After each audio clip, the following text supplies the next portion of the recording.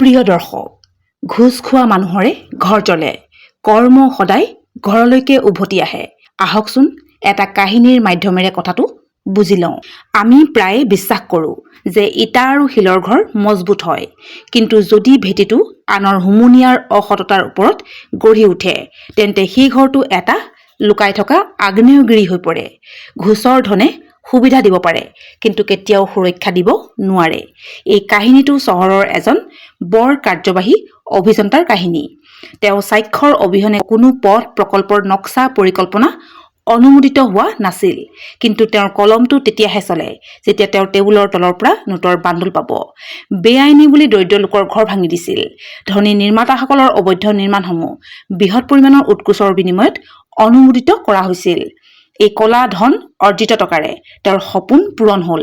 চহৰখনৰ আটাইতকৈ ডাঙৰ বাংলো, ইটালিয়ান মাৰ্বেল, বিচিত্ৰ চাণ্ডেলিয়াৰ আৰু দামী আচবাব সকলো আছিল তেওঁৰ ওচৰত। তেওঁ নিজৰ ঘৰখনৰ নাম সুখধাম ৰাখিছিল। ব্যংগটো চাওক, যিখন ঘৰৰ প্ৰতিটো শিল মানুহৰ অভিশাপেৰে কিনা হৈছে, সেইখন ঘৰক সুখধাম নামেৰে নামাকৰণ কৰা হৈছে। গৃহপ্ৰৱেশৰ দিনটো আহিল। ঘৰখনক কইনাৰ দৰে সজোৱা হ'ল আৰু চহৰৰ ধনী বয়োজ্যেষ্ঠসকল উপস্থিত আছিল। তেওঁৰ বুকু গৌৰৱত ফুলি উঠিছিল। কিন্তু সেই ৰাতিয়ে এক অঘটন ঘটিল। মূল কোঠাত এটা শ্বৰ্ট চাৰ্কিট হ'ল আৰু দামী পৰ্দা আৰু আচবাবত জুই লাগিল। জুই দ্ৰুতগতিত বিয়পি পৰিল আৰু আলহীসকলে নিজৰ জীৱন বচাবলৈ বাহিৰলৈ দৌৰি ওলাই আহিল। কিন্তু তেওঁলোকৰ সপোনৰ ঘৰখন তেওঁলোকৰ চকুৰ আগতে পুৰি ছাই হ'ল। অগ্নি নিৰ্বাপক বাহিনী অহাৰ সময়লৈকে ঘৰটো জ্বলি ছাই হৈ গৈছিল। তেওঁ অগ্নি নিৰ্বাপক বিষয়াৰ কলাৰ ধৰি সুধিলে, "ইমান সময় কিয় ল'লা? মোৰ সকলো জ্বলি শেষ হৈ গ'ল।" বিষয়াজনে মূৰ দোৱাই ক'লে, "ছাৰ, আমি সময়মতে ওলাইছিলো, কিন্তু আপোনাৰ ঘৰলৈ সোমোৱা পথটোত আগুৰি থকা ডাঙৰ দোকানখনৰ বাবে আমাৰ গাড়ীখন তাতে আবদ্ধ হৈ পৰিল। আমি ঘূৰি আহিব লগা হৈছিল।"